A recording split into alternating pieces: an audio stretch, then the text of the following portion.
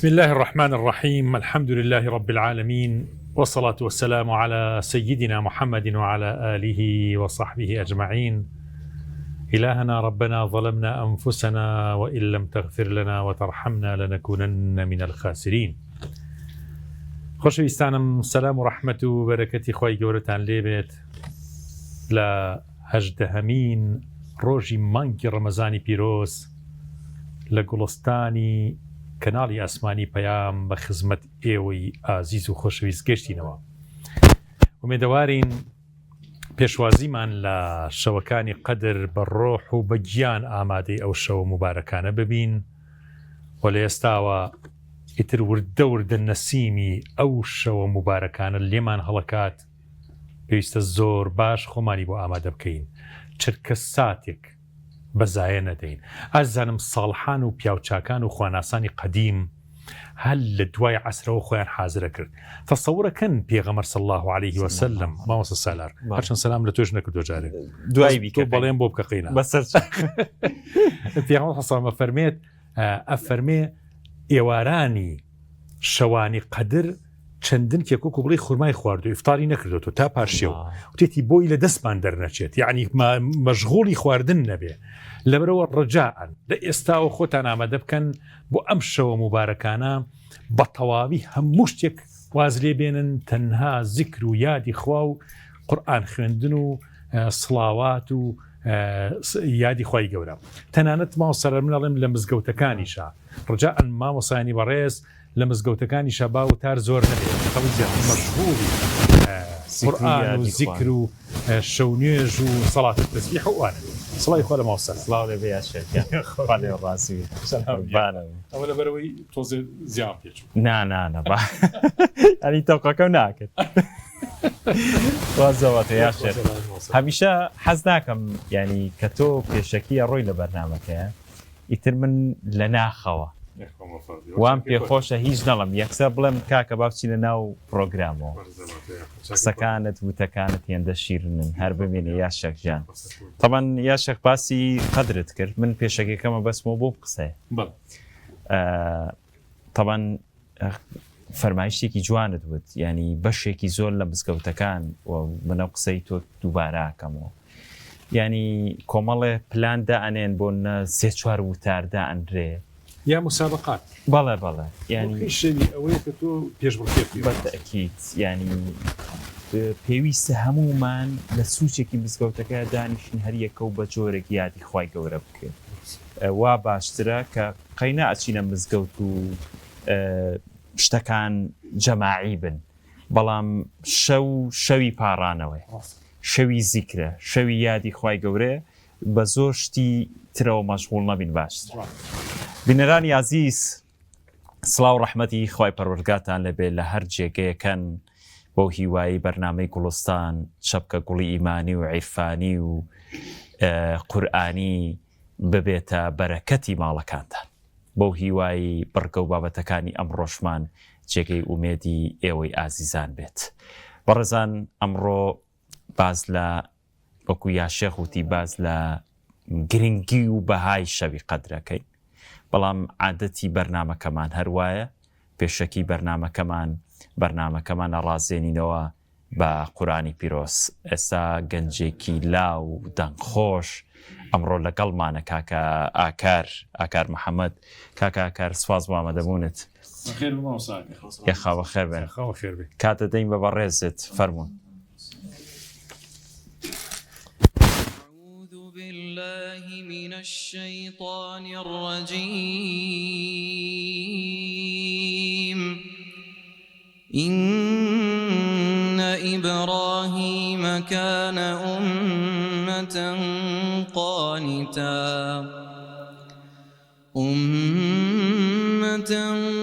قانتا لله حنيفا ولم يك من المشركين شاكرا لأنعمه اجتباه وهداه إلى صراط مستقيم. وآتيناه في الدنيا حسنة وإنه في الآخرة لمن الصالحين ثم أوحينا إليك أن اتبع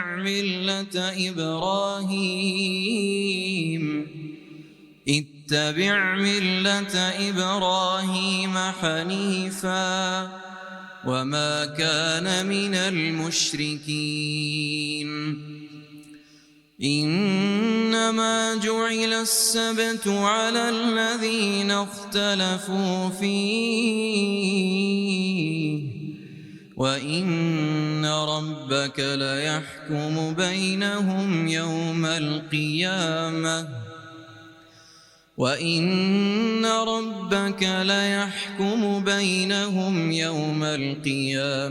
فيما كانوا فيه يختلفون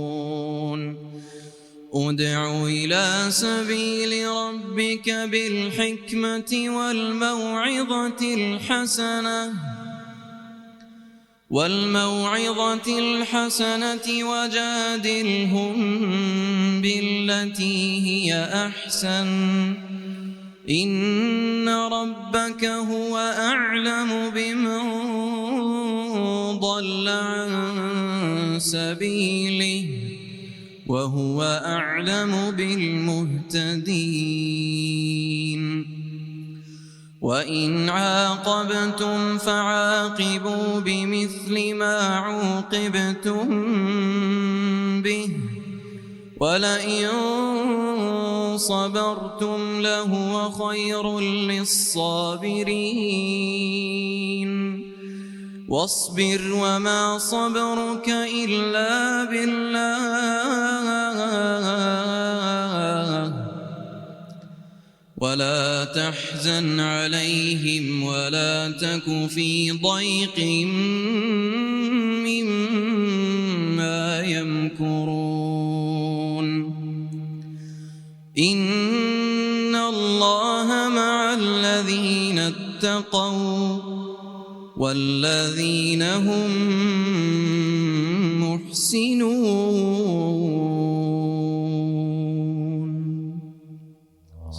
بارك الله موساكر ما شاء الله ما شاء الله جوان خوێندێکی هەر زۆر جوان ما شاء الله دەست و چاو خۆش کاکە ئاکار وەڵام من حەزمە کرد لاپەڕەیەکی تریش بڕوە دەست و چاو خۆش بە کاکە ئاکار هەر بمێنیت تەمەند درێژ بیت ئایندێکی گەشتە بە ئینشاءالله یا شێخ تۆری بەرنامەکەم باسی بەهای لەیلەتول قەدرە جا میوانەکە بانگەکەین دواتر ئەچینەوە لای کاکە میهرانەوە وا باشتر نییە ئەویش بە ئاوێتەکەین بە زۆر باش جەنابی مۆسەدەر بفەرمێت.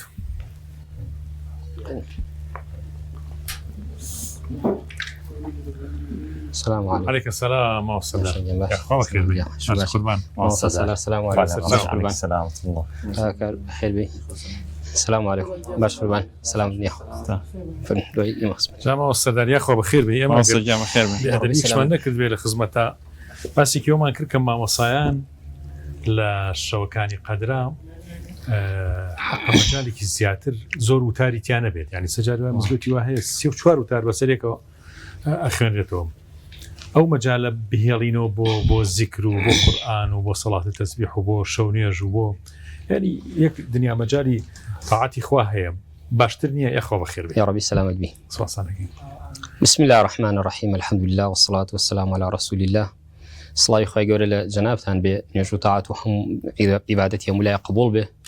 خواهي قولي تمن من باتي بقينا أمشوا بيروزان الشواني ليلة القدر تمني إنسان كرته پیغمبر فرمی صلی الله علیه وسلم اعمار امتی ما بین 60 الى 70 تمنی امتکم لما بین 60 و 70 سال کمی اشته 80 سال و بروجور بتابتیم امتی پیغمبری خدا صلی الله علیه وسلم بلان خوای گوره قربوی کردوتەوە بۆ هەر یەکێ لە ئێمە بە شەوانی لەیلەتول القدر خوای گوره قربوی کردوتەوە کۆمەڵێک عیبادەتی گەورە هەیە بەتایبەتی لە ساڵەکە کۆمەڵێک ڕۆژ هەیە و کۆمەڵێک شەو هەیە کە شەوی لەیلەتول القدر و ئەم دەشەوەی ئینشاءالله کە وردە بەرەو پیری ئەچین و ئینشاءالله خوای گەورە تەمەنمان باتێ بۆیە لەیلەتول القدر ئەو شەوە پیرۆزانە فرسەتێکی باشە بۆ هەر یەکێ لە ئێمەی مسلمان و ئیماندار کە خوای گەورە هیدایەتی داوین و ڕێنمونی کردوین و پاشان ڕێیەکمان دۆزیوێتەوە بە تایبەتی ئەهلی مزگەوت و ئەهلی نوێژین بە فرسەتی بزانین و ئەو شەوە کە خوای گەورە ڕێزی لێناوە ئێمەش ڕێزی لێ بنین چونکم قاعدەیەکە هەر کەسێک ڕێز لە هەشتێ بنێ خوای گەورە ڕێزی لێنێ بە تایبەتی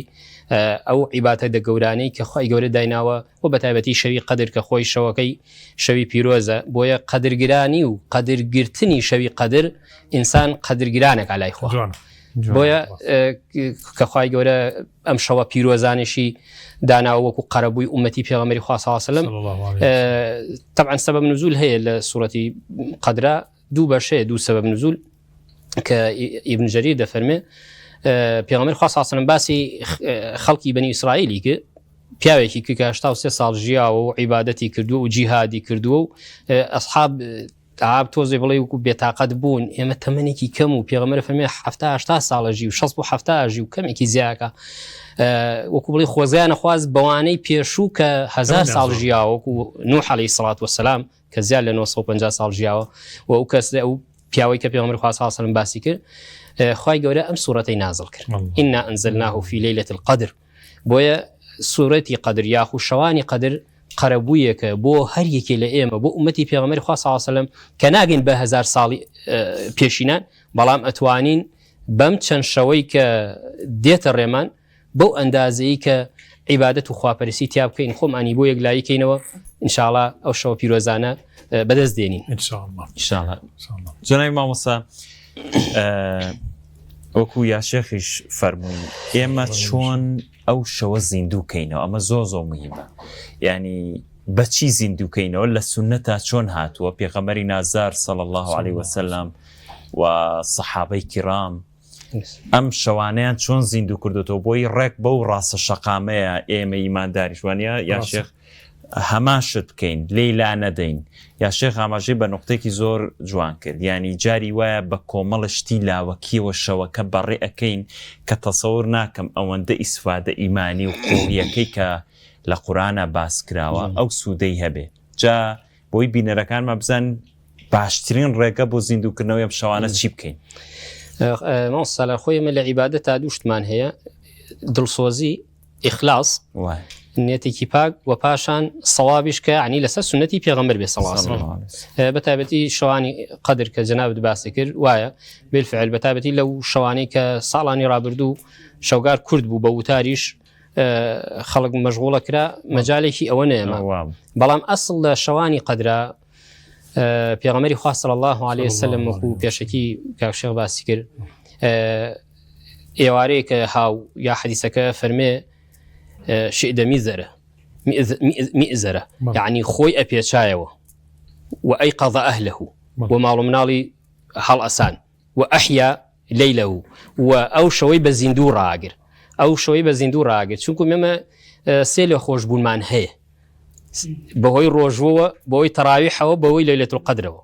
من صام رمضان إيمانا واحتسابا غفر له ما تقدم من ذنبه من قام رمضان إيمانا واحتسابا غفر له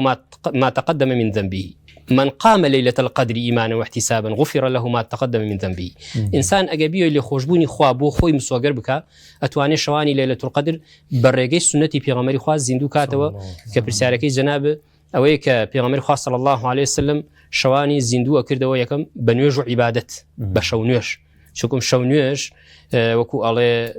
صفتي بياو شاكان وبيغمري خوا صلى الله عليه وسلم تركي نكردو حتى حديثك فرمي معلومي جنابتانا بيغمري خوا سري لسجدي ابو او اند دعائك او نوجي كرت سري برزونه كر عائشه عليه الصلاه والسلام رضاي خوي لبوتي بيغمري خوا لغناهي لو بيشلو داتوش خوش بو يتخذ ما عندومك لشونيو جال عبادته فرمي انابي عبدك شاكر بم أي پیغمبر صلى الله عليه وسلم كخوا لغناهي بيشو داتوي خوش بو لبرچاويتي خو او هم حرمه الرزي لناوا يشتاكو سري لسجداي او ايوه خوي بو شاي سنازانك حقي خوا باو شاكر بي بويا شو بشونيج بعبادت خومان مشغول كين بتابتي شواني ليله القدر او يكلم زغوتاين بتابتي خلق حساب زوري يبو مزغو افرتو بياوان يا او الى مالكانيشان دوهم بقران خوندن قورآن چونکم قورآن کەلامی خوایە، قورآن فەزڵ و گەورەیەکی هەیە، هەر کەسێوێ ڕێزدار بێ بە ئەهلی قورآن بێ. پێغەمبەر فەرمێ صلی الله علیه وسلم خوای گەورە بەهۆی قورآنەوە خەڵکێک بە ڕێزەکە و بەرزەکاتەوە، بەهۆی قورآنیشەوە کە دژیەتی نایخوێنێ ڕێزی لێ ناگرێ نزمی یەکاتەوە. بۆیە قورآن یەکێکە لە سیفەتی پێغەمبەری خوا صلی الله علیه وسلم کە شەوانی لەیلەت القەدر بە عیبادەت بە نوێژ و پاسان بە قورآن و پاشان بە ذکری خوا. خاڵێکی تر ذکرکردن، ذکر بە هەموو بەشەکانی، یعنی ئینسان ئەتوانێت ذکر یادی خوای گەورە دایم، چونکم ئینسان ئەگەر بمانەوێ لە خوا غافڵ نەبین ئەبێ ئەهلی ذکر بین،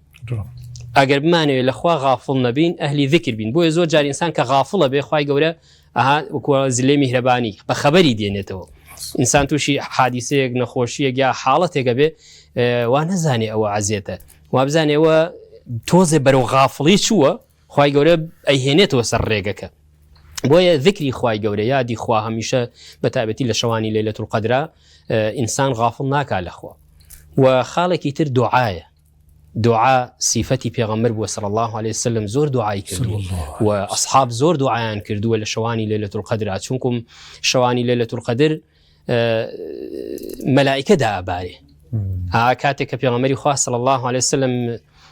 وفاتی کرد، یەکێک لە خێزانەکانی زۆر ئەگریا، وازم ئوم سەلەمە بوو، دڵخۆشییانەیە وتی بۆ ناگریم کە پێغەمبەر وفاتی کرد و هەمومان ئەمرین، بەڵام بۆ ئەگریم جارێکی تر جوبرەیل نایەتەوە سەر عەرز، جارێتر جوبرەیل نایەتەوە سەر عەرز، دەی جوبرەئیلی ئەمین لە شەوانی لەیلەت القەدرا دێ، تەنەزەل المەلائیکەة والروح، خوای گەورە مەلائیکە ئەبارێنە بەسەر مەجلیسەکانە، ماڵەکانە، مزگەوتەکانە و بە سەرپەرشتی و بەهاو بەشی جوبرەئیلی ئەمین. بۆیە یعنی سبحان الله یەک بس عەرز نییە لەسەر ئەم ئەرزە مەلائیکێکی لێرە بێ، یەک بس عەرز ناوەسێ یا مەجال نابێ ئیلا مەلائیکەیەک هاتووە، دەی ئەم هەموو ڕەحمەتەی خوای گەورە ئەیبارێنێ بەسەر ئەم مەجلیسانەیە، ئەم هەموو فەزڵ و باڵانسێ دێتە سەر حسابی ئێمە، دەبێ ئێمەش بە دوعا و بە ذکر و ئاوازین دویکەینەوە. پێغەمبەری خوا صلی الله علیه وسلم دایکە عایشە فەرمێ ئەی پێغەمبەری خوا ئێمە چی بکەین لە شەوانی لەیلەت القەدرا، چی بکەین، چ دوعایە بکەین؟ پێغەمبەری خوا فێریەکە بڵێ اللهم إنك عفو تحب العفو فاعف عني، بۆ خۆم بۆ جەمعەکەش فاعف عنا، بۆ لەبەرەوەی بۆ عفو هەڵەبژێرێ پێغەمبەری خوا صلی الله علیه وسلم، استیغفار هەڵنابژێرێ، بۆ لەبەرەوەی کاتێ باسی غەفوری خواکەی سبحانه وتعالى، یعنی خوایە لێم خۆش بە، خوای گەورە لە ئینسان خۆشە بێ، بەڵام ئەو بەشەی کە کردوێتی ئەو هەڵە و تاوانە هێشتا لەسەر سەحیفەکەی مێنێتەوە ناسڕێتەوە، بەس خوای گەورە لێ خۆشە بێ. بەڵام پێغەمبەر فەرمێ عائیشە داوای عەفوکە، عەفو گەورەترە، عەفو گەورەترە، چونکم یعنی خوای گەورە لێبوردەیە هەم لە گوناهەکەش لە سجیلی شەی سڕێتەوە لە قیامەتە، نایداتەوە بەناو چاوتە. بۆ ئەم شەوانە گەورەیەکی خۆی هەیە بەڕاستی، و قسەکەی کا شێخیش تەواوە کە پێویستە هەر منی مامۆسایە هەر مامۆسایەکی تر مزگەوتەکانمان زیاتر مەجال بین بە خەڵک، یعنی خەڵکێکی زۆر دێ خۆی ماندوو ئەکا وتاری تیابێ، بەڵام ئەوەندەی وتار تیابێ کە خەڵک مەجالێکی تیابێ کە لانی کەم چەند جزئی قورئان بخوێنێ یا چەند ذکرێ بۆ خۆی مناجاتێ لە بینی خۆی خوا بکە، چونکم جاری وایە لە ماڵ و مەجالی نیە، خۆی یەکلایی کردوێتەوە نێتێکی پاک، ئەڵێ باڵانسی ئیمان زیادەکە لە ڕەمەزان و بەتایەتی قەدرە، ئیتر ئەچێتە سوچێک و حەز ئەکا پەیوەندیەکی ڕۆحی لەگەڵ خۆی و خوای گەورە دروست بێ، دروستیشە بێ وردە وردە. بۆیە ئەگەر وتار بۆ خۆی بخۆی و سیسیلێ و فکرە ئەسڕێ. ماوسەگیان خۆی گەورە پاداش دەباتەوە. ماوسەلا من نمونەی پیاوێکم لایە لە شەوی قەدرا هەر لە نوێژی عیشاوە، طبعا معلومی لای جنابتان و جنابی مامۆسایەکە ئیتر قەدر لە بانگی مەغریب و دەست پێکات تا پێغەمبەر کە ئەفەرمێ ئێوارانشتی ناخوارد پاشێوەی خوارد، ینی بۆی ئەو کاتی لە دەست دەرنەچێ. لە بانگی عیشاوە ئاهاتە مزگەوت شەوی قەدر ئیتر قورئانی خوێن و هیچکی ناکرد، بەس تا پاشی قورئانی خوێن. شەوێکیان لێمان پرسی وتمان فڵانە کەس ئەوە تۆ هەر قورئانە خوێنی چەنە خوێنیش ئەو شەوی لەیلەتە قەدرا؟ فەرمووی من فرەی 15 جزء قورئانەکەوم هەموو شەوێکی قەدر، 15 یعنی کاتەکە ئەوەنە بە بەرەکەتە بەڕاستی ڕاست. لەبەرەوە ئێمە ئەو کاتە ماوەسا زۆر زیێڕینە ولا دەست دەرەچێ. من حەزەکەم ئاماژەش جنای ماوەسا بە شتێکی تر بکە کە زۆر کەس لە فەیسبوک و لە یوتیوب ومانە محاضرات زۆرە بیسی ماوەسا تشجیعی خەڵکەکەن تاکیدەکەن شەوی 27 لەیلەتل قەدرە بۆچی بۆی کابرایتر ئەمتر پاڵلیات و هیچ ناکە یاڵێ ئەخیر جمعی ئەو ساڵا لێت قەدرە لە کاتێکە ئێمە بێت تەرجیعی ئەو بکەین وەڕاستی ماوەسە هەل لە یەکەم شەو کە 20 هەتاوەکو ئەو کاتە کە تەواو بێت شەوی جەژن چونکە ئەمە تۆ لە عمرتا یەک جار بۆ تەڵەکەوێت یعنی ڕەنگە لە هەموو عمرتا دوو جار بۆ هەڵکەوێت ئەگە خوا بە نسیب بکە کە ئەو 80 ساڵە بە نسیب بێت لەبەرەوە بۆ تەسهیلات لەما بکەین ئاسانکاری بکەین لە کاتێکە ئیعتیکاف تەواوی شەو ڕۆژەکە تۆ لە مزگەوت ئامێنی تۆ کە مە سونەتی پێغەمبەر صلی الله علیه و سلم دەی با ئەمە نیوی سونەتەکە جێبەجێ بکەین بالتأكيد ئینسانی ئیماندار بە تایبەتی قسەکەی تەواو قسەکەی جەنابەت ئەم شەوانە بە فرسەت بزانێ زۆر جار ئەوە گوترێ 27 طبعا فەرمایشەکان هەیە فەرمایش پیامبەر خوا صلی الله علیه و سلم صحیحن 21 یاخود 23 یا 27 زیاتر تأکید کراوەتەوە بەڵام گەورەی لەوایە کە ئینسان لە شەوی 20 ڕەمەزانەوە کە دەست پێەکە ئەو دەشەوە پیامبەر خوا صلی الله علیه و سلم اعتیکافی کردووە یعنی هەر نەهاتوتە دەرەوە لە مزگەوتا ماوەتەوە اعتیکافی کردووە بۆیە ئەو دەشەوە گەورەی خۆی هەیە بۆ ئینسان بۆی هەیە لە فرسەتێکا بۆی ڕێبکەوێت وانە بۆی ڕێب چونکم فرسەتێکی گەورەیە کە پیامبەر خوا سبحانه وتعالى فەرمێ وما أدراك ما ليلة القدر کە باسی قەدرەکە وما أدراك باسەکە نافەرمێ وما يدريك وما أدراك لە زمانی عەرەبی یعنی پیامبەر خوا صلی الله علیه و سلم تۆ نازانی شەوی قەدر چییە بەڵام با پێت بڵین کەوتی کە قورئانە فەرمێ وما يدريك کە یودریکە باسی زیاتر قیامەتە کەی پیامبەر خوا تۆ نازانی محەممەد نازانی قیامەتکەیە و پێویشی ناکە پیامبەر خوا صلی الله علیه و سلم قیامەت چونکم ئەوە لە علمی خوای گەورەیە مەبەستم ئەوەیە کە خوای گەورە فەرمێ با پێت بڵێم لەیلة القدر خەیر من ألف شهر شەوانی لەیلة القدر و زیندووکردنەوەی بە عیبادەت و خواپەرستی خێری لە 1000 مانگ زیاترە زانان دەفەرمون بۆ خوای گەورە ژمارەی گەورە باسەکە بۆ 1000 باسەکە لەبەر 1000ەکە بیەنیت وردی کەیتەوە 83 ساڵ و 4 مانگەکە شتێکی وایە بۆ زانانە فەرمون تەمەنی ئینسان عادەتەن 83 ساڵ تێپەڕیش ناکات زۆر کەم خەڵکی تێپەڕەکە بۆیە یعنی بە فرسەتی ئەبێ بزانی بۆ خوای کاکشە یعنی هەموو بینەرانیش بزانن تەمەنی ئینسان نازانی کەی تەواوە بێ ئینسان لە دوو کاتا پەشیمانە دایم لە دوو کاتا قال ربي ارجعوني لعلي أعمل صالحا فيما تركت لو كاتي يتر تواو دسي لا تواو يعني لو كاتا ربي ارجعوني لعلي أعمل صالحا فيما تركت أو كاتا هاوارك أخويا بمجربوا دنيا شي بوي أو عمل صالحاني كنم كردوا تركم كردوا واز مناوا بشكم أنجامي بم بيقومان ناقرته يقول يا ليتني قدمت لي حياتي خۆزگە خوایە شتێکم پێش خستایە بۆ ئەو ڕۆژەی کە ڕۆژی تەبعاً قیامەت کە زانان دەفەرمون یعنی ژیانی ئەبەدی ئەو لایە نەک ئەم دنیاە جارێکی تر کە پەشیمانی ئینسان ئەو کاتێک کە ئینسانە چێتە بەهەشت خوای گەورە پێمان عەتاکان کاتێ چینە بەهەشت ئینشاءڵڵا هەمومان لەو کاتەیە ئینسان پەشیمانە ئەڵێ خۆزگە عیبادەتی زیاترم کردایە خۆزگە دەشە و زیاتر لەیلەة القەدر ساڵە تریش دابنیشتیمایە چونکم ئەبینێ دراوسێکە یا بەڕێزێک لەگەڵ یایەتی پلە و مەکانی زیاترە لە بەهەشتا ئەمیش لە خوارۆیە ئەو کاتە هەست ئەکا ئینسان خۆزگە عیبادەتم زیاتر کردایە بگەشتمایە بۆ پلێ بۆیە ئینسانی ئیماندار هەر یەکێ لە ئێمە خوشکان برایان ئەوەی لە مزگەوتان ئەوەی لە ماڵەکانین بتوانین لە ئەوڵی شەوەکۆ دابنیشین خۆمان نەخافرێنین بۆ ئەوی کە 27 یاخود هەنێ ئیعجاز هەیە ئەو ئیعجاز بەڵێ ئیعجازی گەورەیە بەڵام ئێمە ئەگە بمانێ بەڵێ حیفە یعنی تەمەنێکی کورت کاتێ جاری هەمومان فەیسبووکمان هەیە کەسەی فەیسبووک کاتێ زانین 2 ساعت دوای لەسەر فەیسبووک ئاگاو لێ نیە بەڵام ئینسان کە هاتە ناو واقعێک و یا بەشێک لە عیبادەت و ڕۆحی لێ یەکەم شەوە بۆ خۆی بۆی تەرگ ناکرێ بۆیە پێویستە هەرێکی لە ئاسی خۆمانەوە یعنی بە گرنگی بزانین ئەم دەشەوە لە یەکەم شەوە خۆمانی بۆ یەک لایکەینەوەکو پێغەمبەری خوا صلی الله علیه وسلم نەگەر خۆمان ماڵ و مناڵمانەگە لە ماڵۆین لە مزگەوتین چونکم بەخوا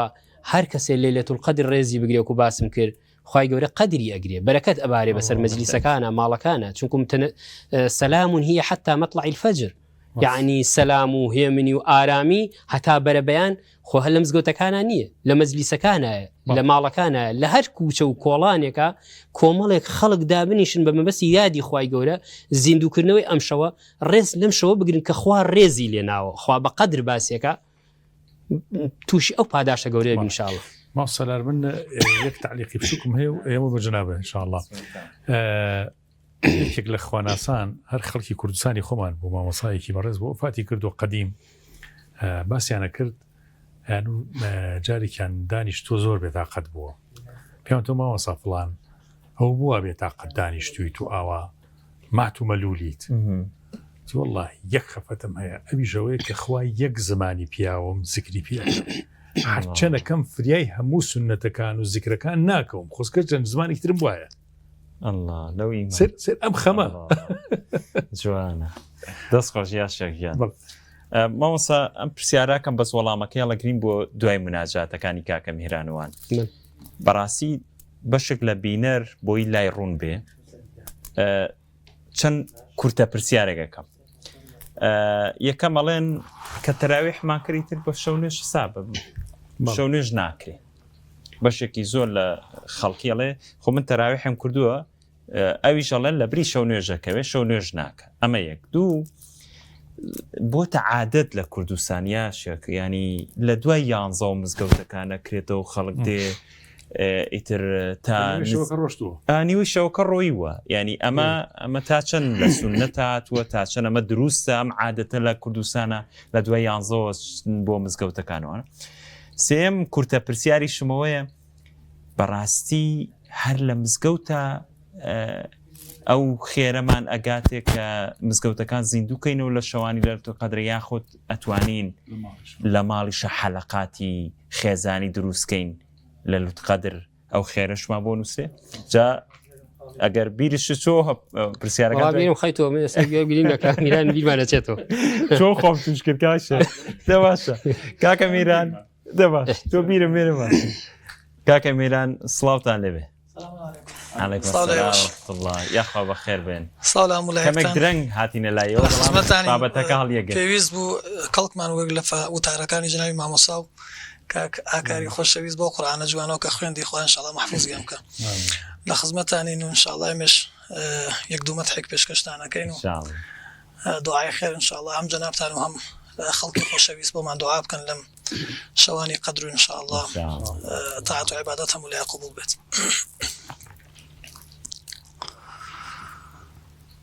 لەگوڵ پرسیم لەبەرچی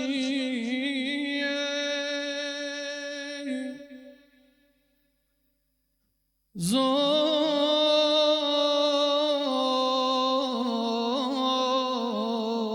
جوانی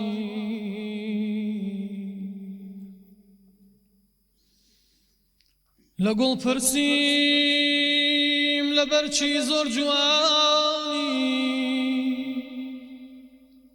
بەڕەنگی سوورەوە وا شادمانی بە شەرمێک و بە نەرمێک دای جوابم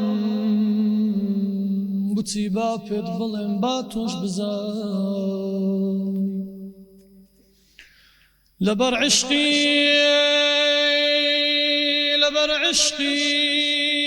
محەممەد سوورە ڕەنگم بدەین سەلەوات لە جەماڵی محەممەد لە باڵم دەی سەحەر فرسیم براکەم لە باڵم دەی سەحەر فرسیم براکەم برا خۆش دەنگەکە واگرنەوەکەم لەبەرچی هەرگڕا نەغمەی بەیانیت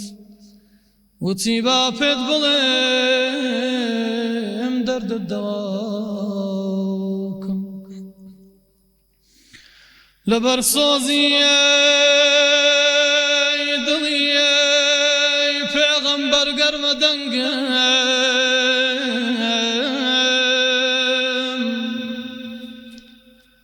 لەبەر سۆزی محەممەد گەرمە دەنگم بدەین سەلەوات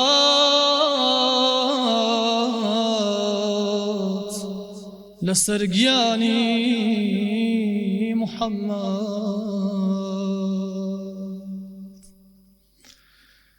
يا أبا القاسم باوانم شیرین رنگو بو هزاران صلوات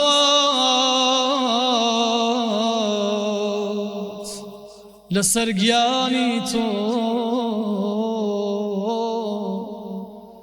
لسر روحي تو يا أبا القاسم بانم شيرين رنقوبو يا أبا القاسم بانم شيرين رنقوبو هزارا صلوات يا نبي لا ديداري هزارا صلوات يا محمد لا رخصاري يا أبا القاسم بوارم شيرين رنقوبو يا أبا القاسم بوارم شيرين رنقوبو هزارا صلوات يا نبي لا ديداري تو هزارا صلوات يا نبي لا رخصاري تو ضلي بيادت يا نبي بقشتها ضلي بيادت يا محمد نشأي نوري حق عزيزا أبخشتها نشأي نوري حق ظانا أبخشتها يا أبو القاسم بوانم شيرين رنقوبو يا أبا القاسم بوانم شيرين رنقوبو هزارا صلوات يا نبي لا ديداري تو هزارا صلوات يا محمد لا رخصاري تو أي دوري دريا يا نبي أسراري لولا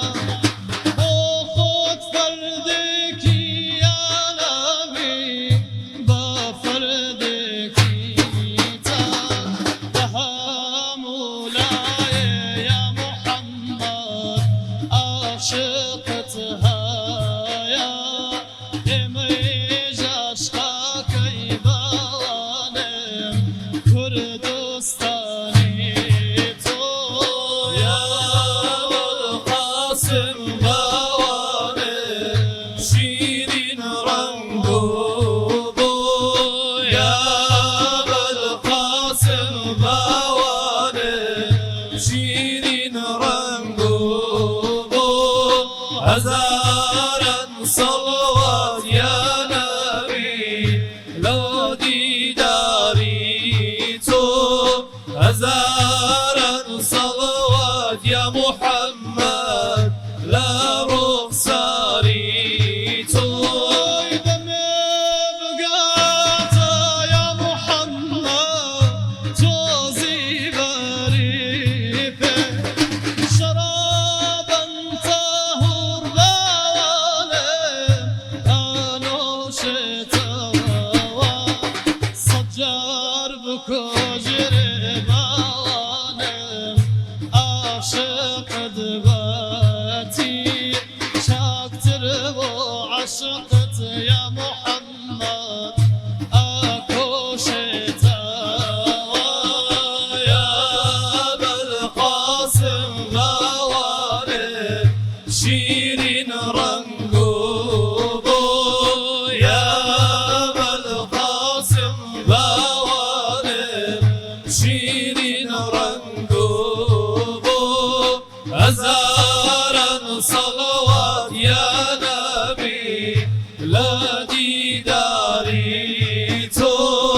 هزارا صلوات يا محمد لا رصاري نهار أرزك يا محمد باسيت بكر عطري قاطع يا محمد صر أوفي أهلا معناي شفاري بوانه زانستي تويا تسبيحي خدا بوانه بما عرفنا يا أبا القاسم بوانه شيرين رنقوبو يا أبا القاسم بوانه شيرين رنقوبو هزارا صلوات يا نبي لا ديداري تو هزارا صلوات يا محمد لا رصاري تو شاوي بروالي عزيزة بوني وشاوانت شاوي بروالي عزيزة بوني وشاوانت حبيب عاشق يا محمد أبريك وانت حبيب عاشق وانت أبريك وانت يا أبا القاسم وانت شيرين رنقوبو يا أبا القاسم وانت شيرين رنقوبو هزارا صلوات يا نبي لا ديداري تو هزارا صلوات يا محمد لا رصاري تو أكبر خيرنا سيرقاني بيرما بيرما مشتكم بيرما أجر نقص ما ببلي أوش بو تجري ما خوي كم تلاقي حكا بله خوي تراويح بمعنى إسراحتها لما بين إسراحتك توا بس لدواء عشاء هالشونيج أكيد لدواء عشاء كإنسان نيجي عشاء كير بشونيج حسابه بس أجر كسيك لمزجوتا خوي زوجة خلق بيني بتابتي تراويحك كجات سي ويتركه يتر أرواه ما أصلي السنة دوية كبيغمبر في صلى الله عليه وسلم بابن من لقل إمامة كدسي بيكر بالله أكبر حتى تواوبه شوكم إنسان كاتك تا تواوبه ملائكة خوا داوي دي لي خوشبوني بوك أو هم لي خوشبون ورحمتي خواي جوله بوه حتى أو كسيك لقل إمامة تواوبه دزني جيش كي تدروانه بوه أصلي السنة دوية كإنسان دواي ترايح ودواي ويتركه بس تدرو دواي ويتركه أيضا دواي أتواني شونيش بكا دواي أتواني لمالو شونيش بكا ياخد بيته وبو مزجود شونيش بكا أو كاتا قيام الليل بيوتري وبشي كي قيام الليل كزيات الخيري أجروبا داشي جورتري ويك إنسان جاري وأخويته هل أصيته بتابتي ولا شو أني دواي رمضان زياتر أتواني بس ما دام شواني رمضان بتابتي ودوشوي ليلة القدر إنسان لدواي ترايح ويتريش كلام مزجود طوابو أو كاتا مجالي شونيجي هي حتاكو بيجنوجي بيعني شونيجي تواني بكا دوام پرسیارم دەربارەیەوە بوو ئایا توانین غەیری مزگەوتیش هەمان ئەجری تەراویح خۆی مانەوە و تەراویح بێ یاخود مانەوە بێ خۆی ئێعتیکاف لە مزگەوتایە لە مزگەوتایە ئینسان ئەتوانێت بە ئەندازەیەکی کەمش ئێعتیکاف بکە ئینسان ئەتوانێت نەکە لە سەعاتێکیش نێت بێنێ لە مزگەوتە سەعاتێک بمێنێتەوە بە نێتی ئێعتیکافەوە بەڵام ئەو ئێعتیکافەی کە سونەتە و پێغەمبەر کردووە صلی الله علیه وسلم دەشەوی کۆتایی بووە دەشەوی کۆتایی بووە کە نێتی مرجەکانی نێتێنانەوە پاشان مانەوەی لە مزگەوتە کە نەچوونە دەرەوەی بۆی ئێعتیکافکردن یعنی وازێنێ لە هەموو خۆشیەکان لە هەموو لەزەتەکانی خۆی لە خۆشیەکانی دنیا لە فەیسبوک و ئینتەرنێت لە تەلەڤیزیۆن و هەواڵ خۆی یەکلایە کاتەوە ئەم دەشەوە بە ئێعتیکاف و بە عیبادەت و خواپەرستی بەڵام ئەگەر کەسێک لە ماڵی شۆ دابنیشێت لەیلەتول قەدر زیندوکاتەوە هەمان ئەجری هەیە مزگە و فەزلی زیاترە مزگە و فەزلی زیاترە معلومی جەنابتانە بەڵام ئینسان جاری وایە ناتوانێت لە مزگەوتە عادەتەن ئینسانی وا هەیە بە تەمەنە توانای نییە زوو ئەبێ دەست نوێژگرێتەوە ئافرەتە لەوە چە مەجای نەبێ مناڵی هەیە نەخۆشە و توانای نییە ببوونی بێتە مزگەوت لەوە چێ خەڵک ئیزعاجکە تەنها ئەو ئۆڤەرە بۆ مزگەوت نییە بۆ عامی خەڵکە زیندوکردنەوەی لەیلەتول قەدر من قامە لەیلەتول قەدر هەر کەسێ لەیلەتول قەدر زیندوکاتەوە با لە ماڵی شۆ بێ با لە جاری وایە لای زەرعاتەکەیەتی جاری وایە لە لای حیوانارەکەیەتی لە خێمەیەکایە لە هەر شوێنێکە هەیە چونکم ئەتوانێت خۆی بۆ خۆی ئەو شەوانە بۆ خۆی زیندوکاتەوە عیبادەتی تیا بکە باسم لە عادەتەکەش کرد عادەتمان گرتووە لە دوای یانزەوە وردە قەرەباڵەخە بێ مزگەوت کە وازانین ئیتر لە دوای یانزەوە لەیلەتول قەدر دەست پێەکە وەڵای بەتەکی ڕازەکەی جاری وایە لەوە چێ هەنێ خەتای مامۆساشی تیا بێ جاری وایە خەڵک ئیزنەین ئەم بڕۆنە سعای 11 شەو بێنەوە بەڵێ کردومانە بڕۆنە سعای 11 شەو بێنەوە کە 11 جاری وایە 12 تۆ کابرا ئیتر بۆ خۆی تا دوو دەستنوێژێگرێ 2 سعاتە و سعات دووە ڕاتەوە بەتایەتی ساڵانی تر ئێستا دوو دەرشەوگار درێژ بووە عادەتەوەی لە سعات 3 نیوە خەڵک بڕاتەوە بۆیە ئەسڵ و چاکتر وایە ئینسان کە دەستنوێژی نوێژی تەراویحێکی لە مزگەوت تەواو بوو ئەگەر بتوانێت بچێتە ماڵ و چایەک بخوای ساحەتێکی کەم یەکسەر بێتەوە بۆ مزگەوت مانەوەی لە مزگەوتە ئەسڵەکەیە حتاکو ئەو کاتەی کە بەرەبەیانە دانیشێ بەزی تجاری وای عادەتەمان گرتووە عادەتە باش نییە من ئەرچمە ماڵەوە بە ئیسراحەت و سەیری لەوەچە سەری یەک دوو ئەڵقە تەلەڤیزیۆن و هەواڵ و فەیسبوک و وانە ئەو کاتە سعات 11 خاوردە بۆ 12 کات ناو مزگەوتەکە و لەیلەتول قەدر بۆیە ئەو ئەجرە گەورەیە لەو مەسافەی پێشترا بێ بۆیە ئینسان یعنی ئەو مەسافە بەهەل بزانێ بەهەلی بزانێ و کاتێکی زێڕی نەهی تۆیە ینی بگونجێ ئەگەر بگونجێ لە دوای تەراوی حوار نەڕۆیتەوە فەزڵ لەوایە نەڕۆیتەوە ماوەسا ئەشکرێت بڵین تۆ هەرنیش هاتی بۆ مزگەوت لە ماڵەوە تەسبیحات هانی بەردەوام سڵاوات بی تەسبیحات پێوانە خۆ مەشغوڵکەی ئەو مەسافە بۆشاییەکە هەیە نیەڵی بۆشایی تێکەوێت ڕاست بەخۆ ماوەسا ئەمساڵ ئەگەمە لە خۆوان نەبێ مام ترەمپ هەموو لێرە قەدرەکەمان نەبا دەگەر خەریکی هەواڵ بین ڕاستە ضبط إن شاء الله أحسن ضبطي بك إن شاء الله إن شاء الله ما وصل زيادة تشجيعي خشكاريش يعني هر لما كان بمن ويا بين بوم مسكوت يعني أجر يسبع زي خشكي لواني بوي نكريم يعني أجر لما شو أرحمان شتكات أو أزريد سكبي إن شاء الله بالتأكيد أصل واي آفر لما لون يشكا بەس کە ئێستا مزگەوتەکان زۆربەی مزگەوتەکان ئێستا لە کوردستانە بەشی ئافرەتان جیاکراوەتەوە بۆ ئەو فەزڵەیە کە ئافرەت بێت بۆ مزگەوت هەم عیبادەتەکە بە جەماعەت دەکات ئەجری دەسەکەوێت هەم گوێ لە وتارێکی ژەگرێمەوە عیزەیەک و ئەتوانێت زکری قورئانێ بخوێنێ بەڵام ئەگە خوشکێکیش نەیتوانی یا بەهۆی تەمەنەوەیە بەهۆی مناڵەوەیە بەهۆی هەر ئیشێکی ماڵەوە هەیە ئەتوانێت لە ماڵەوە هەمان ئەرج بۆ خۆی دروستکە یا دەستکەوێت یعنی شەر نییە ئینسان ئافرەتە و مەجای نیەتی بڵێ بەخوا منجا من نەچوو بۆ مزگەوتر تەواو لەیلەتول قەدر فێر بکرێن باشە بەتاکید پێغەمبەری خوا ئەیقەظ ئەهلەهو بە معنای ماڵ و مناڵ و هەموویەتی مەکتەبیش نییە هەر زۆر فرسەتە بەدەیسێ کاتێکی ئیسراحەتە کاتێکەکەوە هەم شەوگار فێنکە هەم مەکتەب نییە وەکو بڵێن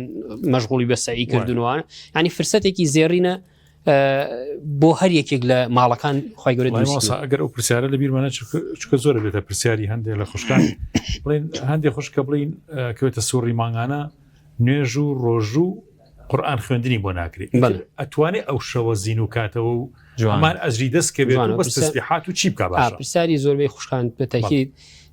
جاری وا هەیترەوە حاڵەتێکی طبيعية لعفرتها توشي عادية قبل أو خوي مالاني خويتي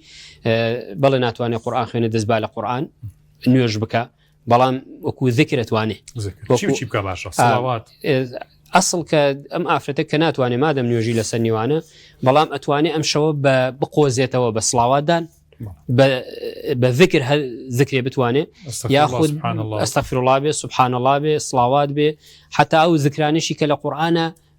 بذكر هاتوا ربنا كان أمانج بلا بنيتي ذكره أتواني بو خوي الجلال ما وصى ببورة يعني أو قرآني كلا بريشيتي ناتواني بتواني قرآنش كلا بري بيتواني بس نابد دزبال قرآنه بۆ خۆی ئەتوانێت زیندوی کاتەوە بەو ئەندازەی کە ئەتوانێت یعنی وانە زانێ ئافرەتێک لە حاڵەتێکایەکەیتر خی گەورە دایناوەیتر نوێژی لەسەر نییە بێ ئومێد بێ زۆر جار ئافرەتان بێ ئومێ دەبن ئەڵێ من تەواویتر حاڵەتێکە و تا شەوی دوعاە دوعا ڕەتی نییە بەتەکید یعنی توانێت بە دوعا یعنی کاتەکانی بەسەر ببە ئەو ئەجرە گەورەشی لەدەست خۆی نەچێ و زۆریشی لاک نابێ معزوریشە خی گەورە عزری کێناوە بەسەریە ئەوەش بۆ خۆی عیبادەت و بۆ خۆی چاکەیە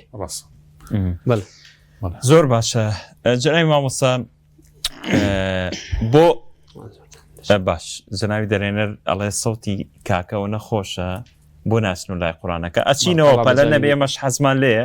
بەس ئەم پرسیارانە گرنگن بۆ بینەر با پشڕانی تێنەکە بۆ مناڵان یعنی خۆ مناڵان وەکو ئێمە گەورە ناتوانن زۆر شەو نوێژکەن زۆر قورئان بخوێنن چی بکەی بۆی مناڵیش ئەو هۆگریە ئیمانیەی بۆ دروست بێ لەوەی نەتوانێت وەکو من و تۆ دانیشە 2 جوزە قورئان بخوێنێ دانیشێ 20 ڕکات شەو نوێژ بکە وانە ئەو قودرەتەی نییە ئەی مناڵەکە چۆن شەوەکە زیندوو کاتەوە باش سەلار ئێمە لە ئیسلامە بەشێکمانەیە پەروەردەیە وانە یعنی چۆن دایک و باوک مافی هەیە بەسەر منەوە کە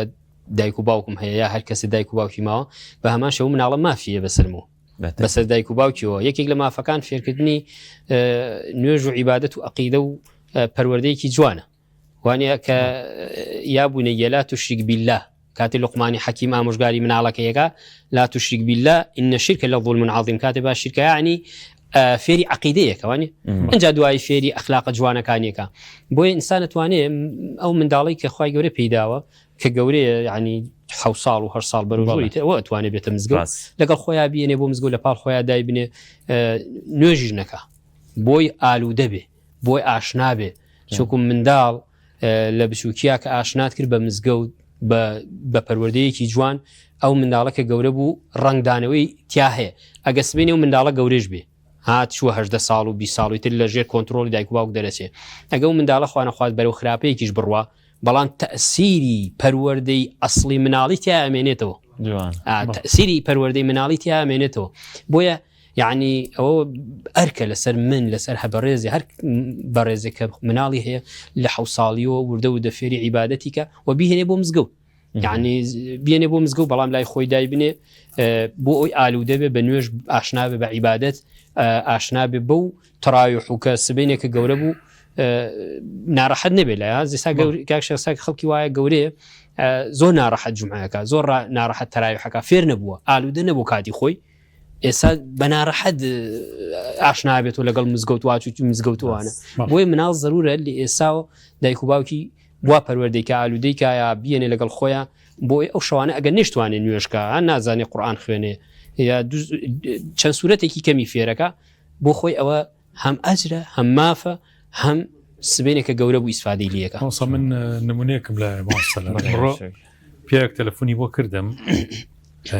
بەڕاستی داوای دوعای خێریەکە ان شاء الله هەموومان دوعای بۆ بکەین کێشەیەکی زۆر گەورەی هەیە ئەوی شەوەیە وتی مامۆستا من چکە فێر نەبووم بسە گەورەم ئەوە کچم شوێ کردووە یعنی پیاوێکی بەتەمەنم زۆر حەزم لە دینداریە ناتوانم نوێژ بکەم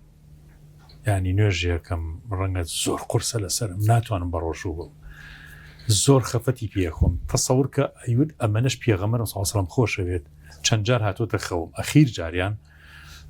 حتا ئیتر لێم تووڕەبوو توتی تۆ تاکەی نوێژ ڕۆژۆکانە ناکەی تاکەی نزیک ناویتەوە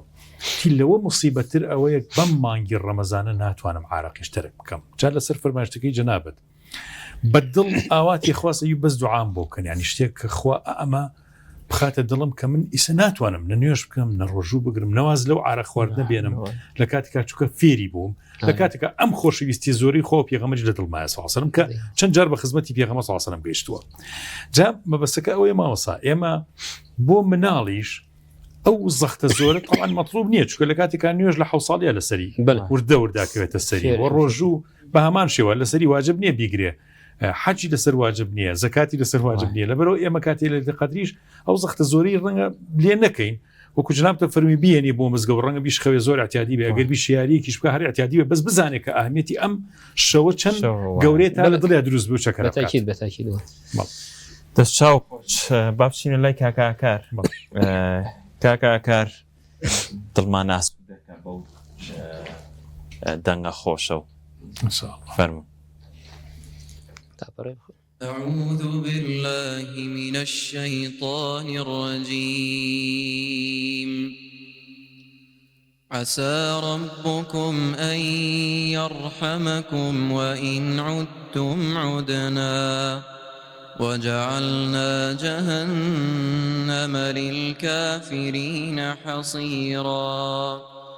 إن هذا القرآن يهدي للتي هي أقوم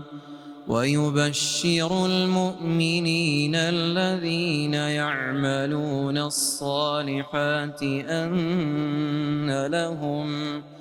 الذين يعملون الصالحات أن لهم أجرا كبيرا وأن الذين لا يؤمنون بالآخرة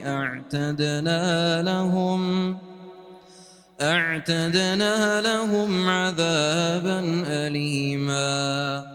ويدعو الإنسان بالشر دعاءه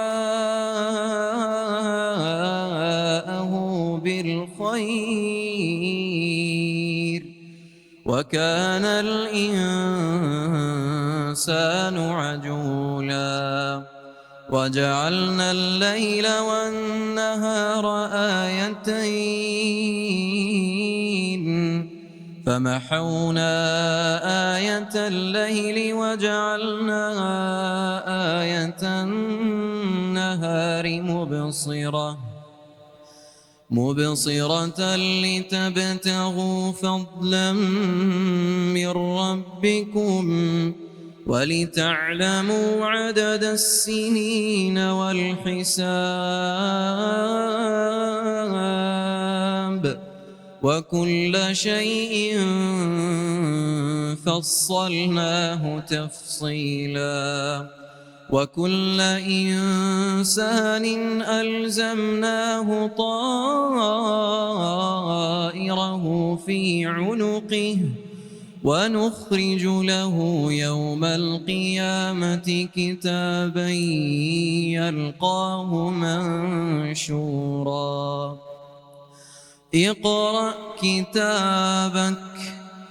اقرأ كتابك كفى بنفسك اليوم عليك حسيبا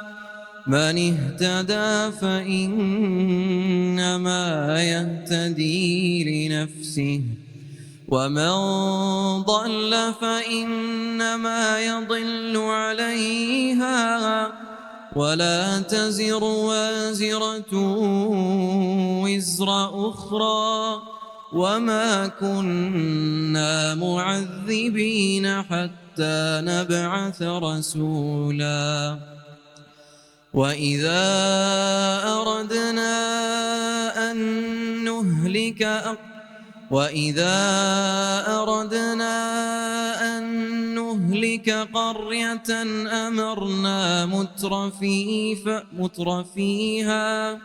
وإذا أردنا أن نهلك قرية أمرنا متر فيها ففسقوا فيها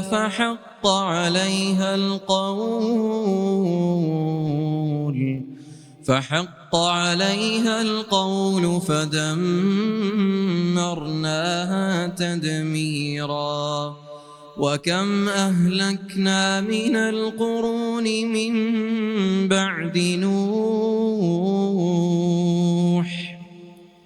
وكفى بربك بذنوب عباده خبيرا بصيرا من كان يريد العاجلة عجلنا له فيها ما نشاء لمن نريد ثم جعلنا له جهنم يصلاها ثم جعلنا له جهنم يصلاها مذموما مدحورا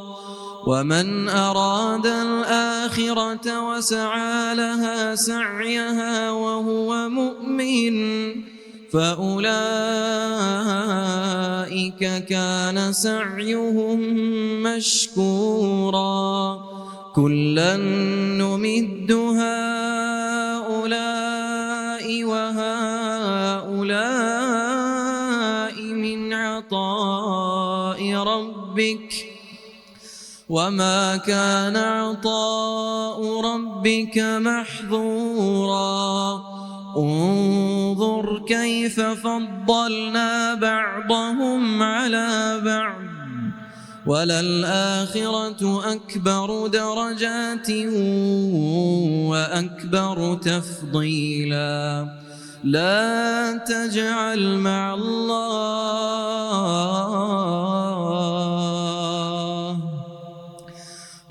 تجعل مع الله إلها آخر فتقعد مذموما مخذولا وقضى ربك ألا تعبدوا إلا إياه وبالوالدين إحسانا إما يبلغن عندك الكبر أحدهما أو كلاهما فلا تقل لهما أف ولا تنهرهما وقل لهما قولا كريما واخفض لهما جناح الذل من الرحمة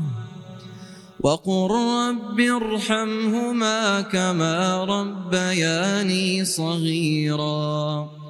ربكم أعلم بما في نفوسكم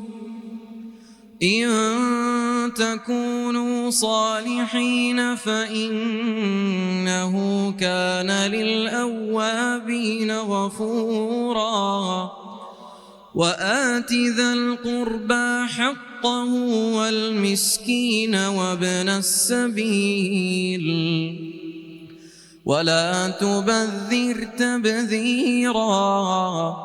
إن المبذرين كانوا إخوان الشياطين وكان الشيطان لربه كفورا. أي جزاك الله بخور زباتو كاكا زباتو تمن دريج بي سكوتو بي شاء الله باي گورە پاداشی دایک و باوکشباتەوە کە ڕۆڵێکی ئەویان پەروەردە کردووە دوای خێرمان هەیە بۆیان جنابی یاشێک بەرنامەکەمان و قسە و گفتوگۆکەمان لەگەڵ جنابی مامۆستا خەریکە کاتەکەی تەواو بێ بەڵام تۆ پرسیارە نییە من پرسیارکەم بەخزمەتە زمن لەمنەوە جنابی مامۆستا وەکو چۆن هەندێک کار و کردەوە کۆمەڵە شت بەتاڵیەکەنەوە ئەگەر بەتاڵیشی نەکەنەوە مەسەلەن ئەجرەکەی سووگەکەن ئێمە چی بکەین بۆی لە لەتولقەدر ئەجرەکەی ئەسڵی ئەجرە ئەساسیەکەمان دەستکەوێ ئەو شتانە چین کە کەمیەکەنەوە ئەجرەکەی خۆمانی لێ بە دوور بگرین بەڵێ خۆی لەیلەتولقەدر وەکو باسمانکە و فەزڵە گەورەی هەیە لە هەمان کاتە کۆمەڵێک شت هەیە تۆ لە ئەجرەکەت کەمەکاتەوە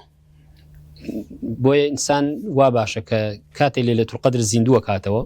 خۆی یەکلاییە کاتەوە بە نێتێکی باشەوە دەستنوێژێکی جوانەگرێ دێتە مزگەوت یا لە ماڵەوە ئیتر خۆی غافڵ و بڵێن بێئاگا نەکا لە هەندێک شت یاخود خۆی مەشغوڵ نەکا بە فەیسبوک و ئەنتەرنێت و ئەخبار بە تایبەتی ئێستا کە ئەخباری شەڕ و ئاشوبە لە چواردە ورمانایە خوای گەورە لە سەرمانی لابەرێ و مان پارێزێ کە وڵاتانی دراوسێ و کوردستان خۆی مەشغوڵ نەکا بۆ چوو هەرکەوتی تەنە واقعی هەواڵ و خۆ مەشغوڵکردن و یا بە کۆمەڵی قسەی دنیای ئەوانە بۆ خۆی جاروان ئینسان تووشی هەڵەیە بێت تووشی غەیبە دەبێ وانە تووشی هەڵەی زمانە بێ چونکم زمان ضرورە ئینسان بە تایبەتی لە شەوانی لەیلەتول قەدرە و کاکشێخ باسی کرد ئیمامی شافعی فەرمێ خوا زمانێکی خۆشەوی لیسان ذاکر ئەو زمانەی پاراوە بە ذکری خوا چونکم قورئانە فەرمێ ئەلەم نەجعل له عینین ولیسانا وشەفتین ئەی خوای گەورە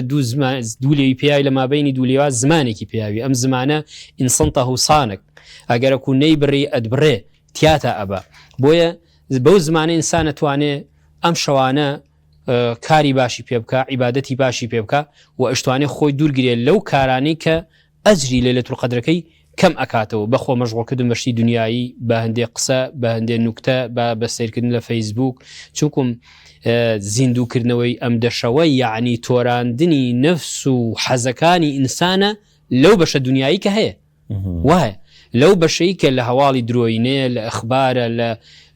هەندێک شتی حەزی شخصیە یا هەر شتێک کە پەیوەستە بە دنیا و مەشغوڵ دەکا لەیلەتول ئیعتیکاف یاخود زیندووکردنەوەی لەیلەتول قەدر یعنی پاڵنانی ئەو هەموو پاڵنەرەی کە ئینسان بەرەو حەزێکی دنیایی ئەبا دووری خاتەوە لە ذکر و لەو بەشە ڕۆحیەی کە دروست ئەبێ لە مابەینی ئینسان و خوا سبحانه وتعالى بە تایبەتی لەو دەشەوەیە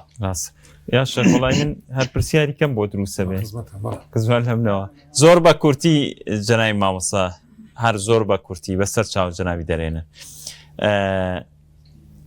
ویستم بپرسم وڵا دەرهێنە خەریکە لە بیر مەباتەوە ئێمە لە لەیلەتول قەدرە ئەو هەموو کار و کردەوە چاکە ئەکەین لە پای ئەو کار و کردەوەیە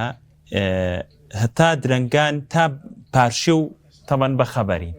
دوایی هەیە نوێژی بەیانیژە چێنێ یان ئەخەوێ هەتاوەکو نزیک نوێژی عەسر هەندێک کەس ئەڵێ ئەم شەودانیشم زۆر هیلاکەم خەوم زۆر دێ ئەوانە یعنی ئەمە تا چەند دروستە ئاوە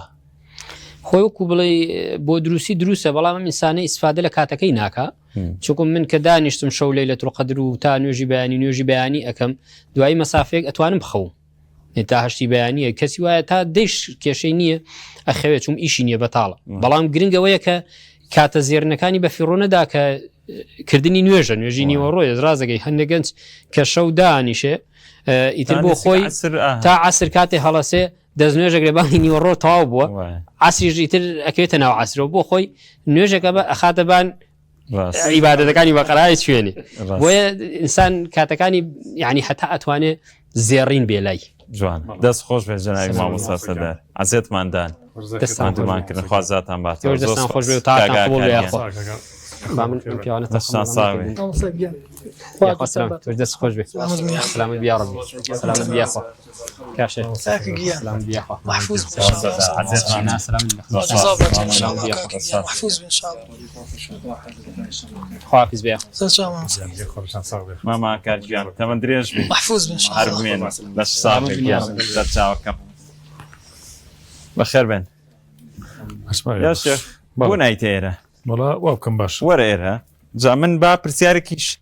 قورئان منە بە پرسیارەوە گرتومە یا شێخ وڵا ئیشێکی باشە ئەمەشە بۆ بێن هیچ تەرک ناکەین مجابینەوە یا شێخ ئەڵەن دوعاکان بە ئیکۆ زۆر خۆشترە کاکە مێهران لەیلەتول قەدر لە ڕۆژهەڵات چۆن بەرز ڕاگیرێت چۆن ئەکرێت باسمان کرد لێرە ها عادەتێکمان کردووە لە باشوور یعنی لە دوای 11 دێن ئیتر دووسێ وتار لە ئەخوێنرێ ئیتر هەرێک و قورئانە خوێرەیەکێ شەو نوێژەکە لای ئێوە چۆن والله خۆ بالضبط قوربان ئەو حاڵەتە لا ئێمەش هەیە بەداخەوە یعنی لە ئاخیری شەوا وردە خەڵک هەر لە 11 بەرە ئەولا نازانم ئەمە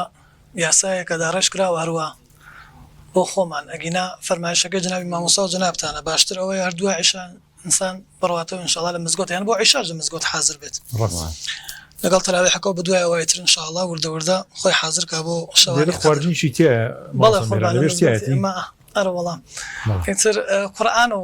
وتارە و مەدیحەس و قەسیدەس و هەتانە و سرود و مناجات بەڵێ ڕەوەڵا تایبەت سرودمان هەیە لەو شەوانی قەدرا تایبەت سرودمان هەیە ڕەوەڵام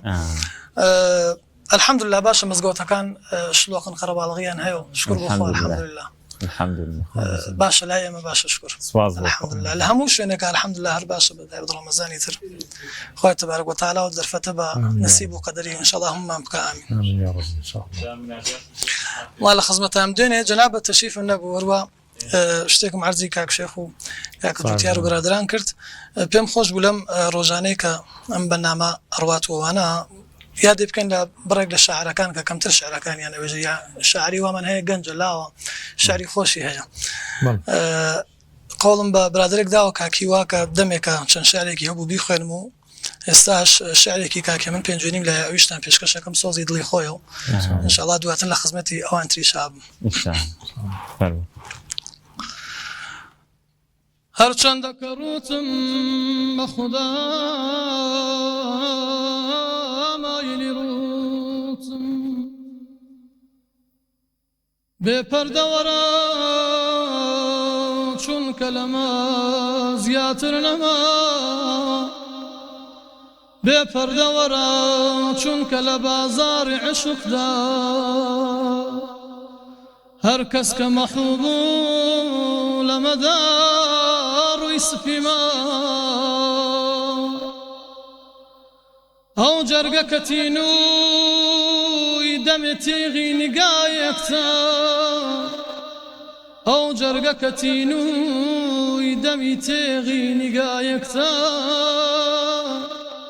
سەد پارە کراوە بە هەزار تا نەبڕا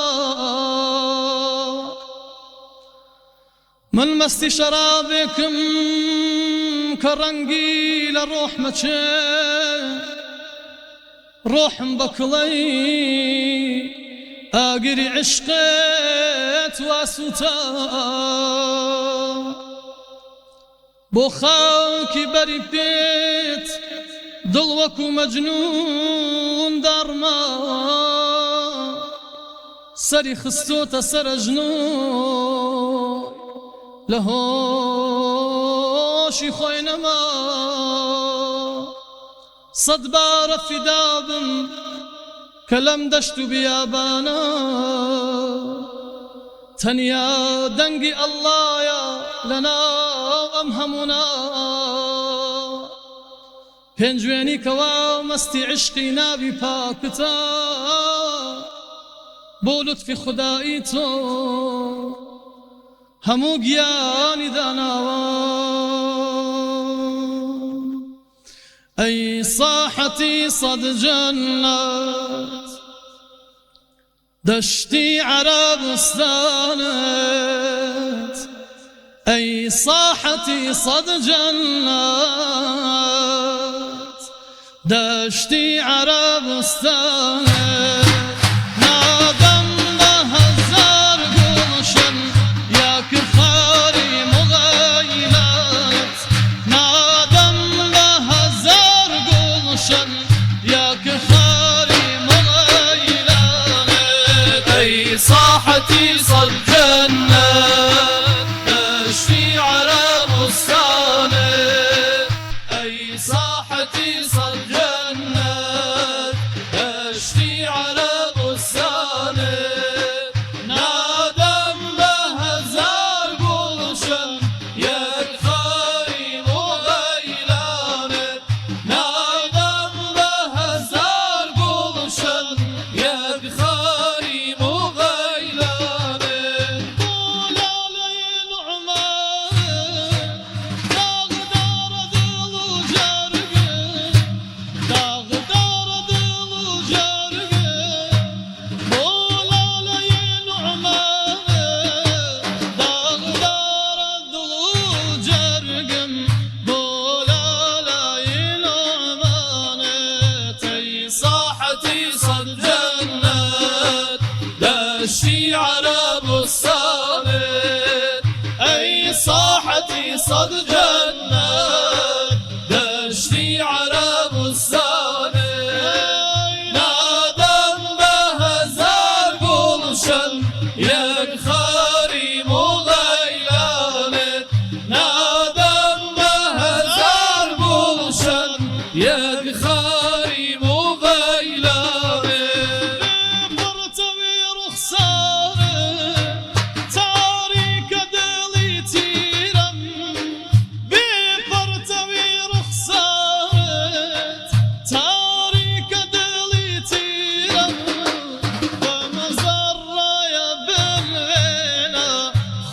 خورشیدی درخشانت بمزرعه بنوینا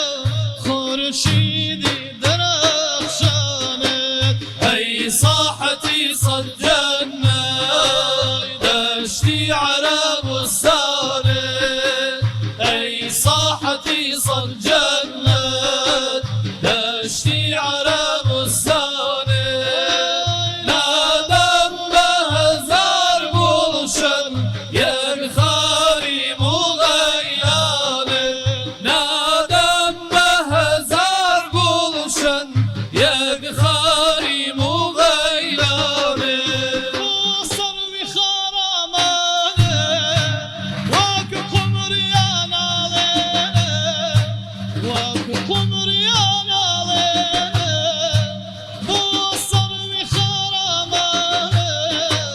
أطلو خير دي بردوم ناش أي قدحي شاوت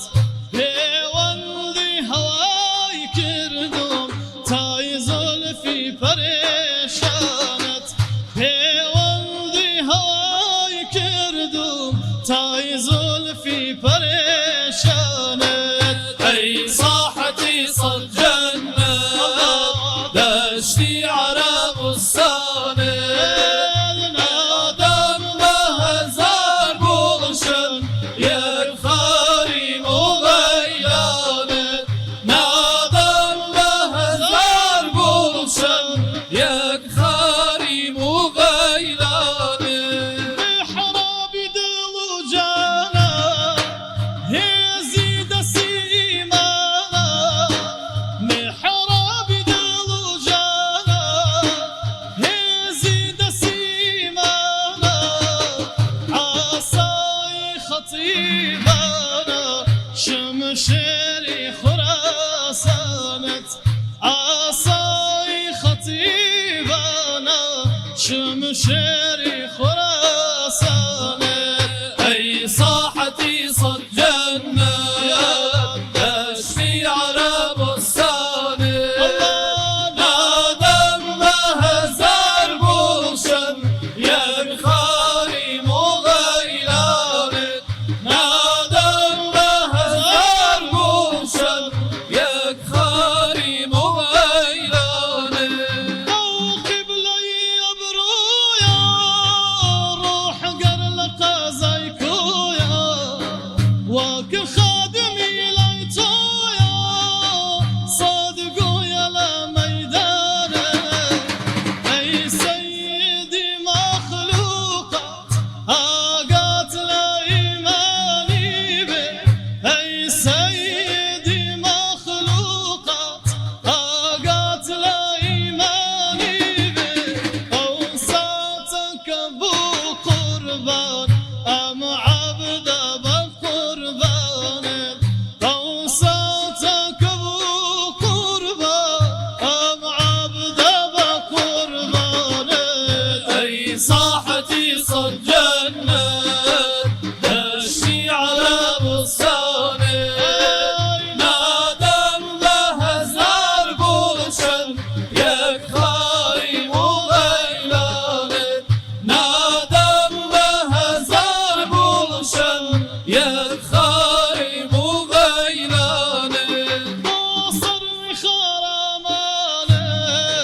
واك قمريان علينا واك قمريان علينا بوصر بخرامانه توصدر نشين بازي صاحبي صدي عجازي توصدر نشين بازي صاحبي صدي عجازي پیغمبری ممتازی دستی منو دامانت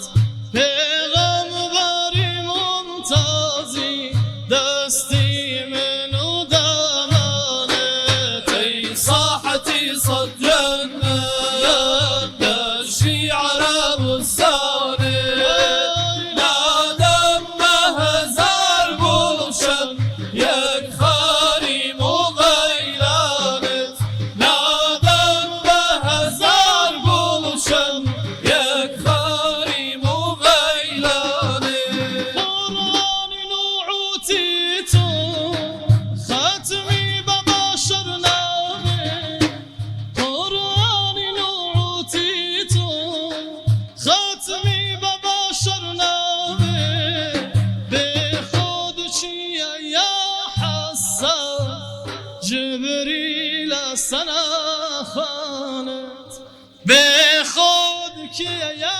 مهرا جبریل سنا خانه سيدي على محمد صلى الله عليه وسلم. يا رب يا خواجه خير بينا دنگتان نرسي كاكا ناصح كاكا علي رزا دسي اوش خوش بي او دوريكي عجيبة بين كاكا ميران يعني ببيت دف اشتكرت شن خوش بي يعني او شوقينا يا شيخ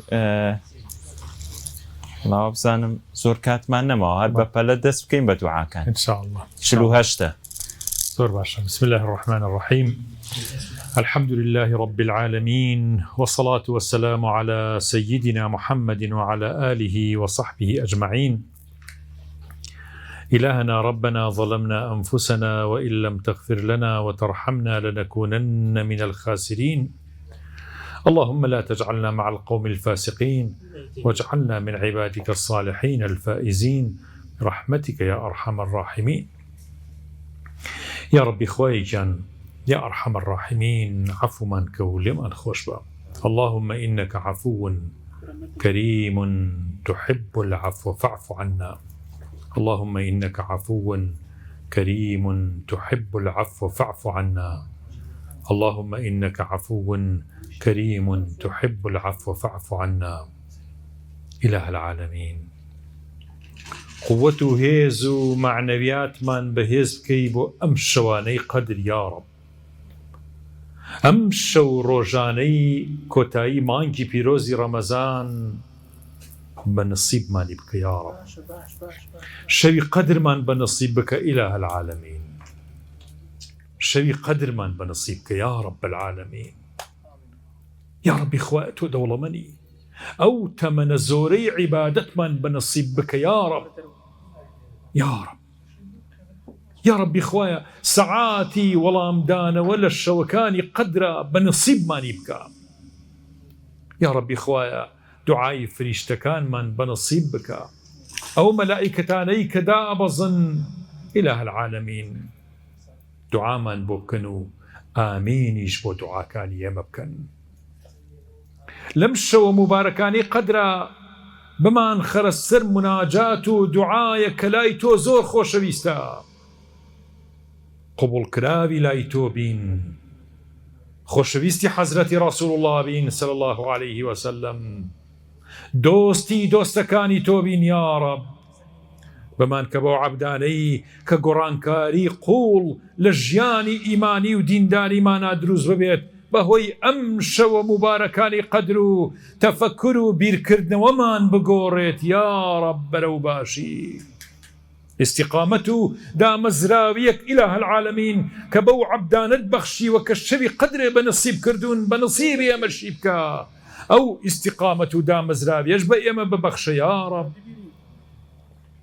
يا ربي لبازاركاني شهوة آرزو لبازاركاني غفلة بآقاي درمان بينو بمان خرنا والشوى مبارككاني عابداني خوت يا رب. بذكر يادي خوت إله العالمين أم دلمان روشن كروا أم دلمان لجنجي قناه باك كروا أم دلمان لصالاني شدور دريجي بآقاي بخبر بينا خبر بونه كتا وفات يا رب العالمين. هرب خبر بين أو روجيك زيندو بين ويا رب داش لكن بوي قبل انصفاز بو نعمتكانك لزو وبخبرين يا رب لزو وداش لكابين إله العالمين لزو تشاورواني أم روجي برزخو أم روجي نزيق بونا ولا تومان كردو يا رب. هيج دهشتين مان قريت بلكو شوقي محبتي تو نزيكي تو بمان بابو لا يخوي. يا رب العالمين أيو ذاتي كدعا كان ما نبيستي خطوري ناو دلكان ما لايتو أشكرايا تشاو اللي مانا تشاوي قدرتو توانايتو هموشتك بينيت ساغ مان كرو بو خوت راس مان كرو بو إيمان داريكي راست پاک من کرو لگناه لغفلت سر من خبسر نفسي أمارة بالسوء مانا يا رب. نەچینە ناو شەوەکانی قەدر هەتا تۆ لێمان خۆش بیت تا بە بارسوکی بچینە ناو ئەو شەوە مبارەکانە یا ڕەب تا بە کۆڵی عیبادەت و زیکر و یادی تۆ بڕۆینە شەوەکانی قەدر نەک بە کۆڵی گوناه و تاوان و غەفڵەت یا ڕەب یا ڕەبی سەرشانمان قورس نەبێت بەهۆی تاوان و گوناهەکانەوە و بچینە ناو شەوەکانی قەدر و لەو شەوانەشا خەو و غەفڵەت و بێ ئاگایی بمان بات شەوقمان پێ ببەخشە ئیلاه العالەمین چراکانی شەوق لە دڵمانە ڕووناکەرەوە یا رب العالەمین لەتیفەکانماندا بگیرسێنە ئیلاه العالەمین تاوەکو بە کەڵکی ئەو شەوانە بێ شەوی قەدر بە نەسیبی ئەم مەجلیسە بکە و سەرجەم ئەو مەجلیسانەی ئیلاه العالەمین کە لە تۆ ئەپارێنەوە و ئەم مانگە پیرۆزەیان گرتووە و دوعا و مناجاتەکەن کە ئەو شەوەیان بە نەسیب ببێ کەسمان بێ بەش مەکە کەسمان بێ بەش مەکە لەم شەوانە یا ڕەب لێمان خۆش بە لە دایک و باوکمان خۆش بە لەمان و ماڵ و مناڵ و کەسوکارمان خۆش بە محفوظمان کە لەم شەڕ و ئافاتە گەورەیە هەموو لایەکمان محفوظکە وڵاتەکەمان محفوظکە موسڵمانان محفوظکە ئەم کوردستانە ئازیزەمان بپارێزە یا ڕەب یا ڕەبی خوایە ئەم میلەتە مەزڵومەمان ڕزگار بکە لە مەینەتی و لە ناڕەحەتی یا ڕەب یا ربی خواه توفیقاتی خودمان بۆ بنێرە ئیلاه العالەمین دڵمان بە نووری ئیمان ڕۆشن کەرەوە و غەفڵەت و بێ ئاگایی لێ تەریک بکە ئیلاه العالەمین سەربەرزمان بکە لە براو خوشکەکانمان خۆش بە لە کەسوکارمان خۆش بە محفوظیەت و سەلامەتیمان بە نەسیب بکە یا سەلام و یا هادی یا سەلام و یا هادی یا سەلام و یا هادی یا ربی خواه لەم برا عەز و خۆشەویستانی ئەم کەناڵە عەزش خۆش بە و سەرجەم دوعاکانیان گیرا بکە و وەریان بگرە و شەوی قەدریش بە نەسیبی ئەمان و ئێمە و هەموو ئیمانداران و مسڵمانان بکە اللهم آمين آمين آمين يا مجيب السائلين ويا أرحم الراحمين ويا أكرم الأكرمين سبحان ربك رب العزة عما يصفون وسلام على المرسلين والحمد لله رب العالمين والسلام عليكم ورحمة الله وبركاته